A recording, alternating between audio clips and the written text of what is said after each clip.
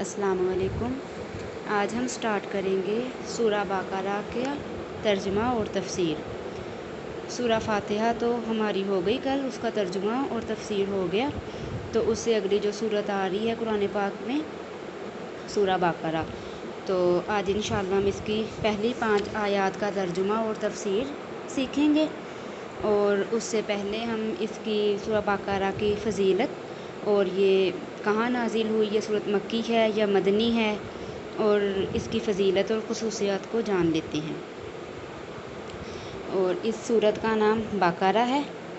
और इसी नाम से ये हदीस और सहाबा रज़ी अल्लाह ताला अन्हुमा से मनक़ूल है। और इस सूरत में के 286 कालिमात हैं और 6221 इसके हरूफ हैं। और ये सूरत मदनी है, यानी हिजरत मदीना तय्यबा के बाद नासिल हुई। अगरचे इसकी बात आयात मक्का मुकर्रमा में हज के वक़्त नासिल हुई, मगर मुफस्सरीन की इस्तिलाह में ये सूरत मदनी ही कहलाती है। और ये कुरान पाक की सबसे बड़ी सूरत है। और मदीना तय्यबा में सबसे पहले इसका नुज़ूल शुरू हुआ और मुख्तलिफ़ ज़मानों में मुख्तलिफ़ आयतें नासिल होती रहीं, यहाँ तक कि रिबा यानी सूद के मुतालिक जो आयात हैं वो नबी करीम सल्लल्लाहु अलैहि वसल्लम की आखिरी उम्र में फ़तह मक्का के बाद नाजिल हुई। और इसकी फ़ज़ाइल बहुत ज़्यादा हैं। ये कुरान पाक की चूँकि सबसे बड़ी सूरत है और इसमें अहकाम भी बहुत ज़्यादा हैं। और नबी करीम सल्लल्लाहु अलैहि वसल्लम ने फ़रमाया कि सूरा बकरा को पढ़ा करो, क्योंकि इसका पढ़ना बरकत है और इसका छोड़ना हसरत और बदनसीबी है, और अहले बातिल इस पर काबू नहीं पा सकते। कुर्तुबी ने हज़रत मुआविया रज़ी अल्लाह ताला अन्हु से नकल किया है कि इस जगह अहले बातिल से मुराद जादूगर हैं। मुराद मतलब ये हुआ इसका कि इस सूरत के पढ़ने वाले पर किसी का जादू नहीं होगा। और ये मुस्लिम की रवायत है। और नबी करीम सल्लल्लाहु अलैहि वसल्लम ने फरमाया कि जिस घर में सूरा बकरा पढ़ी जाए शैतान वहाँ से भाग जाता है। और नबी करीम सल्लल्लाहु अलैहि वसल्लम ने फरमाया सूरा बकरा सनामुल कुरान और ज़रवतुल कुरान है। सनामुल कुरान और ज़रवा हर चीज़ के आला और अफजल हिस्से को कहा जाता है। इसकी हर एक आयत के नाजिल के वक्त 80 फरिश्ते इसको लेके नाजिल हुए। और हज़रत अबू हुरैरा रज़ी अल्लाह ताला अन्हु की एक हदीस में है कि इस सूरत में एक ऐसी आयत है जो तमाम आयात कुरान में अशरफ और अफजल है, और वो आयतल कुर्सी है। और ये तिरमिज़ी की रवायत है। हज़रत अब्दुल्ला बिन मसऊद रज़ी अल्लाह ताला अन्हु फरमाते हैं कि सूरा बकरा की 10 आयतें ऐसी हैं कि अगर कोई शख्स उनको रात में पढ़ ले तो उस रात को जिन शैतान घर में दाखिल नहीं होंगे, और इसको और इसके अहले अयाल को इस रात में कोई आफत, बीमारी, कोई रंज, गम वगैरह कोई नागवार चीज़ पेश नहीं आएगी। और ये आयतें अगर किसी मजनून मतलब कि पागल वगैरह पर कोई इस तरह का असर हो तो उस पर पढ़ी जाएँ तो उसको भी इससे शिफा मिलती है। और वो 10 आयतें ये हैं। 4 इसकी शुरू की आयत सूरा बकरा की, फिर 3 आयत दरमियानी आयतें यानी कि जो आयतल कुर्सी और इसके बाद की 2 आयतें हैं, फिर आखिर जो सूरा बकरा की 3 आखिर वाली आयतें हैं वो।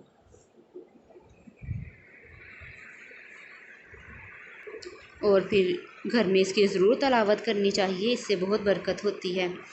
हज़रत उमर फ़ारूक रज़ी अल्लाह ताला अन्हु के बारे में आता है, जो कि मुसलमानों के दूसरे खलीफा हैं, कि उन्होंने इस सूरा बकरा के तर्जुमा और तफसीर को पूरे 12 साल में पढ़ा। मतलब कि 12 साल वो इस सूरत को पढ़ते रहे कि इसमें इतने ज़्यादा अहकाम हैं और इतने ज़्यादा इसमें मसाइल बयान किए हैं अल्लाह पाक ने सूरत बकरा में, कि उनको पूरे खलूस के साथ और नियत के साथ उन्होंने पढ़ी कि उनको 12 साल लगे। और हज़रत अब्दुल्ला बिन उमर रज़ी अल्लाह ताला अन्हु के बारे में आता है कि उन्होंने ये एक सूरा बकरा जो एक सूरत के पढ़ने में, इसके तर्जुमा तफसीर में उन्होंने 8 साल लगाए। اور اس صورت میں بہت سے احکام بیان کیے گئے ہیں ایمان کے۔ اس میں توحید، رسالت، آخرت اجمالی طور پر اور آخر صورت میں جو ایمان مفصل بیان فرمایا گیا ہے۔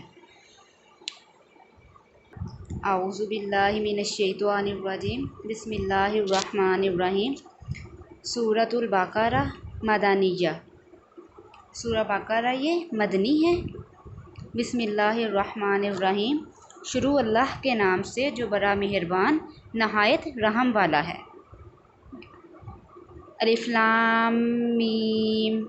الف لام میم، ذالک الکتاب لا ریب، یہ کتاب اس میں کوئی شک نہیں ہے، فیہ اس میں، ہدن ہدایت ہے، للمتقین متقین کے لیے، اس میں متقین کے لیے ہدایت ہے۔ الذین یؤمنون بالغیب، الذین وہ لوگ، یؤمنون جو ایمان لاتے ہیں، بالغیب بن دیکھے، وہ لوگ جو بن دیکھے ایمان لاتے ہیں، ویقیمون الصلاۃ اور نماز کو قائم کرتے ہیں، ومما رزقناہم اور جو کچھ ہم نے ان کو رزق دیا، ينفقون وہ اس میں سے خرچ کرتے ہیں، والذین یؤمنون بما انزل الیک اور وہ لوگ جو ایمان لاتے ہیں جو کچھ ہم نے نازل کیا آپ کی طرف، وما انزل من قبلک اور جو کچھ آپ سے پہلوں پر نازل ہوا، وبالآخرۃ ہم یوقنون اور روز آخرت پر وہ یقین رکھتے ہیں،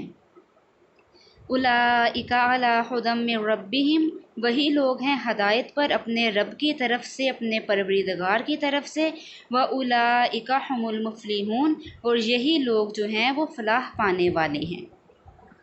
یہ ہوگی سورہ بقرہ کی پہلی 5 آیات کی ترجمہ۔ اب ہم اس کی تفسیر دیکھ لیتے ہیں۔ سب سے پہلے ہے الف لام میم، اور الف لام میم یہ بہت سی صورتوں کے شروع میں آتا ہے، اور بھی اس طرح کے الفاظ آتے ہیں جیسے کہ حامیم اور الف لام میم صاد اور طٰہٰ، یاسین، اس طرح کے آتے ہیں الفاظ جن کو حروف مقطعہ کہا جاتا ہے، اور ان کا ترجمہ کیا ہے، ان کا مطلب کیا ہے، اس کا علم اللہ تعالیٰ کے سوا کسی کے پاس بھی نہیں ہے، اور ہو سکتا ہے کہ اللہ پاک نے اپنے نبی کریم صلی اللہ علیہ وآلہ وسلم کو اس کا علم بطور ایک راز دیا ہو، جس کی تبلیغ کو امت روک دی گئی ہو کہ ہمیں امت کو نہیں بتایا گیا، اس لیے نبی کریم صلی اللہ علیہ وآلہ وسلم سے ان حروف کی تفسیر و تشریح میں کچھ منقول نہیں ہے۔ امام تفسیر قرطبی رحمہ اللہ نے اپنی تفسیر میں اسی کو اختیار فرمایا ہے، اور فرماتے ہیں کہ جس طرح بھی ہے کہ ہے نا، ان کو بالکل ویسے ہی ادا کیا جائے، اور ان کے جو معنی ہیں ان کے پیچھے بھی نہیں پڑنا چاہیے کہ کیا مطلب ہے، کیونکہ جب اللہ نے نہیں بتایا تو یہ ہم پر ضروری ہے کہ جس طرح ہے ہم اس کو بالکل ویسے ہی ایمان لے کر آئیں۔ اگر ہم اس کے معنی تلاش کرنے کی کوشش کریں گے بھی تو ہم گناہ کا ارتکاب کریں گے، کیونکہ جب اللہ نے اس کے نہیں بتائے تو پھر ہم بھی اس کے معنی کے پیچھے نہیں پڑتے۔ آگے ہے ذالک الکتاب لا ریب فیہ، اور یہ کتاب مطلب کہ یہ کتاب سے مراد قرآن پاک۔ اب ذالکہ جو ہے یہ تو کسی دور کی چیز کے لیے آتا ہے، لیکن قرآن پاک کی عظمت اور تعظیم کی وجہ سے یہ دور کا صیغہ ہے، ذالکہ نا یہ دور کا صیغہ ہے، تو عظمت کی وجہ سے یہ قرآن پاک کے لیے استعمال کیا گیا ہے، مطلب کہ قرآن پاک تو ہم سے دور نہیں، ہمارے قریب ہی ہے نا، لیکن پھر بھی یہ لفظ آیا ہے اس کی تعظیم کے لیے قرآن پاک کی۔ اب یہ کتاب اور لا ریب اس میں کوئی شک نہیں ہے، مطلب کہ یہ قرآن پاک ہر شک اور شبہ سے پاک ہے کہ جو کچھ اس میں اللہ پاک نے فرمایا ہے وہ سب کچھ حق ہے اور سچ ہے۔ آگے ہدی للمتقین، یہ اس میں ہدایت ہے، اس قرآن میں ہدایت ہے، للمتقین متقین سے مراد ہے جو اللہ پاک سے ڈرنے والے ہیں، جو اللہ کا خوف رکھتے ہیں، کہ اللہ کے خوف کی وجہ سے گناہوں سے بچتے ہیں۔ اور اس کے بعد اگلی ہی آیات میں متقین کی صفات بھی بیان کی گئی ہیں کہ وہ لوگ، یہی لوگ ہدایت پر ہیں اپنے رب کی طرف سے، اور یہی لوگ جو ہیں وہ فلاح پانے والے ہیں۔ اور ہدی للمتقین فرما کر تو پھر اللہ پاک فرماتے ہیں کہ اولئک علی ھدی من ربہم فاولئک ھم المفلحون، کہ جو اللہ پاک پر ایمان لے کر آتے ہیں وہی ہدایت پر ہیں اور وہی فلاح پانے والے ہیں۔ الذین یؤمنون بالغیب ویقیمون الصلاۃ ومما رزقناہم ینفقون۔ اب اس آیت میں متقین کی 3 صفات بیان کی گئی ہیں۔ پہلی ایمان بالغیب، کہ جو ایمان لاتے ہیں اللہ پر بن دیکھے، اور دوسری صفت اقامت صلاۃ اللہ کی، اور تیسری اللہ کی راہ میں خرچ کرنا۔ کسی کی بات کو کسی کے اعتماد پر یقین کے طور پر مان لینے کا نام ہی ایمان ہے۔ اب یؤمنون بالغیب مطلب کہ جو چیزیں ہم سے چھپی ہوئی ہیں، ہمیں نظر نہیں آتی، مطلب کہ جن کی خبر ہمیں نبی کریم صلی اللہ علیہ وآلہ وسلم نے دی ہے، اور جیسے کہ اور ان کا علم ہدایت عقل اور حواس خمسہ کے ذریعے بھی نہیں ہو سکتا، جیسے کہ تقدیر پر ایمان، اور جنت اور دوزخ، اور قیامت کے بارے میں، اور جو فرشتوں پر، اور جو پہلی آسمانی کتابیں نازل ہوئیں ان پر، اور انبیاء پر، ان تمام چیزوں کے بارے میں ہم نے دیکھی تو نہیں ہے، تو بس جو ہمارے نبی نے فرمایا ہے، مطلب کہ ہم بن دیکھے ان پر ایمان لے کے آئے ہیں، تو یہی متقین کی مثال ہے، کہ یہ بھی ان کی صفت میں ہے کہ وہ اللہ سے ڈرتے ہیں، اور جو ان کے نبی نے، اللہ کے نبی نے کہہ دیا، وہ اس پر ایمان لے کے آتے ہیں۔ تو نبی کریم صلی اللہ علیہ وآلہ وسلم جو ہدایات اور تعلیمات لے کر آئے ہیں، ان سب کو یقینی طور پر دل سے ماننا یہ شرط ہے، کہ اس تعلیم کا رسول اللہ صلی اللہ علیہ وآلہ وسلم سے منقول ہونا قطعی طور پر ثابت ہے۔ جمہور اہل اسلام کے نزدیک ایمان کی یہی تعریف ہے، اور عقیدہ طحاویہ میں بھی اس کو بیان کیا گیا ہے، جو کہ امام طحاوی رحمہ اللہ کی کتاب ہے عقیدہ طحاویہ۔ اب دوسری ہے اقامت اسلام، اقامت صلاۃ۔ اقامت صلاۃ کے معنی ہے نماز پڑھنا، اور صرف اس میں نماز کا نہیں آتا کہ صرف نماز قائم کرنا، بلکہ نماز کو ہر طرح سے، ہر حیثیت سے، اور نماز کے تمام فرائض، واجبات، اس کے مستحبات، اور ہر طریقے سے اس کو ادا کرنا ہے، اور صحیح جگہ پر ادا کرنا ہے، اور اس میں صرف فرض نماز نہیں آتی، بلکہ اس میں تمام واجبات اور نفلی نمازیں بھی شامل ہیں۔ خلاصہ اب اس کا یہ ہوا کہ وہ لوگ جو نمازوں کی پابندی میں قواعد شرعیہ کے مطابق کرتے ہیں، اور ان کو پورے آداب سے ادا کرتے ہیں۔ اب تیسرا ہے کہ اللہ کی راہ میں خرچ کرنا۔ تو وہ خرچ کرنا، اب اللہ کی راہ میں خرچ کرنے سے مراد ہے کہ جو فرض زکوٰۃ ہے، اللہ جو 5 رکن میں سے رکن زکوٰۃ بھی ہے نا، کہ وہ زکوٰۃ ادا کرتے ہیں، اور جو دوسرے صدقات، واجبات اور نفلی صدقات اور خیرات وغیرہ وہ سب کچھ ادا کرتے ہیں، تو وہ اللہ کی راہ میں خرچ کرنے کے بارے میں آ گیا۔ اب آگے ہے مما رزقناہم۔ اب اس پر غور کریں کہ ایک طرف تو اللہ کی راہ میں مال خرچ کرنے کا ایک قوی طور پر کہا گیا ہے کہ انسان کے دل میں پیدا کرتا ہے کہ جو مال ہمارے پاس ہے یہ سب خدا کا ہی ہے، کہ اللہ پاک نے ہی ہم کو یہ امانت میں دیا ہے، تو اگر ہم اس کو اللہ کی راہ میں اللہ کی رضا کے لیے خرچ کر بھی دیں گے تو اللہ پر اس کا کوئی احسان نہیں ہے، کیونکہ یہ دینے والی بھی اللہ پاک کی ذات ہی ہے۔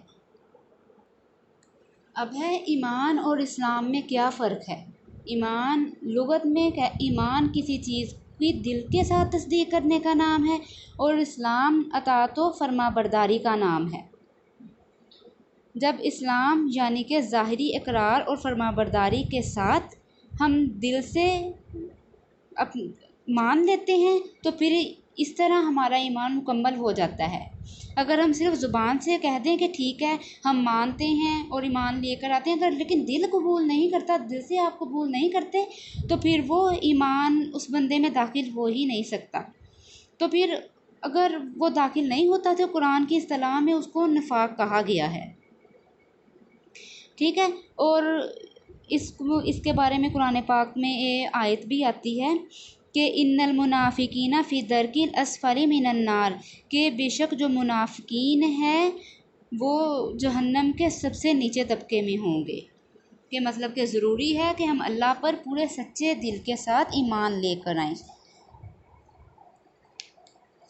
اور اللہ پاک کی اطاعت کریں۔ اور اگلی آیت میں ہے والذین یؤمنون بما انزل الیک وما انزل من قبلک وبالآخرۃ هم یوقنون، اور یعنی کہ متقین ایسے ایمان رکھتے ہیں اس کتاب پر جو آپ صلی اللہ علیہ وآلہ وسلم کی طرف اتاری گئی ہے، اور جو آپ صلی اللہ علیہ وآلہ وسلم سے پہلی کتابیں آتا ہے نا والذین یؤمنون بما انزل الیک، کہ وہ ان کے اس کتاب پر بھی نازل ایمان لاتے ہیں جو آپ پر نازل کی گئی۔ نبی کریم صلی اللہ علیہ وآلہ وسلم پر کون سی کتاب نازل کی گئی؟ قرآن پاک نازل کی گئی۔ وما انزل من قبلک، اور جو آپ سے پہلے نازل کی گئی، اور نبی کریم صلی اللہ علیہ وآلہ وسلم سے پہلے جو نازل کی گئی وہ کون سی کتابیں ہیں؟ تورات، زبور اور انجیل، اس پر بھی ایمان لے کے آنا یہ ہمارے ایمان کا حصہ ہے۔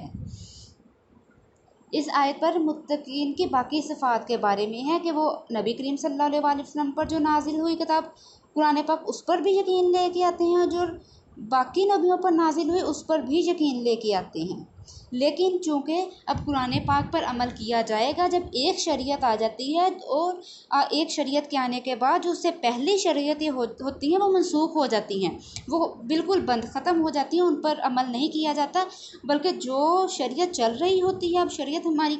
کس پر ہم عمل کریں گے؟ وہ ہے قرآن پاک، بس اس کے علاوہ کوئی چیز نہیں ہے قرآن پاک۔ اور دوسرا درجہ آتا ہے حدیث کا، نبی کریم صلی اللہ علیہ وآلہ وسلم کی حدیث، ٹھیک ہے۔ حضرت عبداللہ بن مسعود اور عبداللہ بن عباس رضی اللہ تعالیٰ عنہما اس کی تفسیر میں فرماتے ہیں کہ عہد رسالت میں مومنین متقین دو طرح کے حضرات تھے، ایک وہ جو پہلے مشرکین میں سے تھے پھر مشرف با اسلام ہوئے، اور دوسرے وہ جو پہلے اہل کتاب مطلب کہ یہودی یا نصرانی تھے پھر مسلمان ہو گئے۔ پھر اس سے پہلی آیت میں پہلے طبقے کا ذکر تھا اور اسی آیت میں دوسرے طبقے کا ذکر ہے، اسی لیے اس آیت میں قرآن پر ایمان لانے کے ساتھ پچھلی آسمانی کتابوں پر ایمان لانے کی بھی تصریح فرمائی گئی ہے۔ اللہ تعالیٰ نے ان کتابوں میں نازل فرمایا تھا، مطلب کہ یہ یقین ہمارا رکھنا ضروری ہے کہ اللہ پاک نے جو ان کتابوں میں اس وقت نازل فرمایا تھا وہ سب حق تھا، اور وہ واجب العمل تھا اس زمانے میں، جس زمانے میں وہ کتابیں نازل ہوئی ہیں نا تو اس پر واجب العمل تھا۔ مگر جب قرآن پاک نازل ہونے کے بعد چونکہ پچھلی کتابیں اور شریعتیں جو ہیں وہ منسوخ ہو گئی، تو اب صرف قرآن پاک پر ہی عمل ہوگا۔ اب نبی کریم صلی اللہ علیہ وآلہ وسلم سے پہلے نازل ہونے والی اور پہلے انبیاء کا بھی ذکر کیا گیا ہے قرآن پاک میں، جہاں پہ نبی کریم صلی اللہ علیہ وآلہ وسلم کا ذکر کیا گیا ہے، اور وہاں پر بھی قرآن پاک میں اللہ پاک نے یہ مسلمانوں کو یقین دلانے کے لیے، ان کا اور ایمان پختہ کرنے کے لیے بھی بتایا کہ ہم نے آپ سے پہلے بھی کتابیں نازل کی ہیں، جیسے کہ سورہ نحل میں بھی آتا ہے وَمَا أَرْسَلْنَا مِن قَبْلِكَ، اور جیسے ہم نے آپ اس سے پہلے کتابیں نازل کی وَلَقَدْ أَرْسَلْنَا رُسُلًا مِّن قَبْلِكَ، اور یہ سورہ مومن کی آیت ہے، اور البتہ ہم نے اس سے پہلے بھی رسول بھیجے، اور جیسے کہ سورہ روم میں بھی آتا ہے وَلَقَدْ أَرْسَلْنَا مِن قَبْلِكَ رُسُلًا، اور سورہ نساء میں بھی آتا ہے، اسی طرح سورہ زمر میں بھی آتا ہے، اور سورہ شعراء میں بھی آتا ہے كَذَلِكَ يُوحِي إِلَيْكَ وَإِلَى الَّذِينَ مِن قَبْلِكَ۔ تو یہ اتنی زیادہ آیات جو ہیں وہ ثبوت کے طور پر بھی ہمیں مل جاتی ہیں۔ ان آیات میں اور ان کی مثال میں جہاں کہیں نبی یا رسول یا وحی اور کتاب بھیجنے کا ذکر ہے، اس کے ساتھ من قبل اور من قبلک کی بھی قید لگائی گئی ہے۔ من قبل اور من قبلک کا مطلب ہے اس سے پہلے، مطلب کہ اس سے پہلے بھی کتابیں نازل ہوئی ہیں، اس سے پہلے رسول بھی نازل ہوئے ہیں، اور اللہ پاک نے ان پر اپنی وحی کو بھی نازل فرمایا ہے، ٹھیک ہے۔ اللہ پاک نے جب سے دنیا بنائی ہے تب سے لوگوں کی ہدایت کے لیے تو اللہ پاک رسول اور نبی بھیجتے رہے ہیں، ٹھیک ہے۔ تو یہ اب ہماری 5 آیتوں کا ترجمہ اور تفسیر مکمل ہو گیا۔ صدق اللہ العظیم۔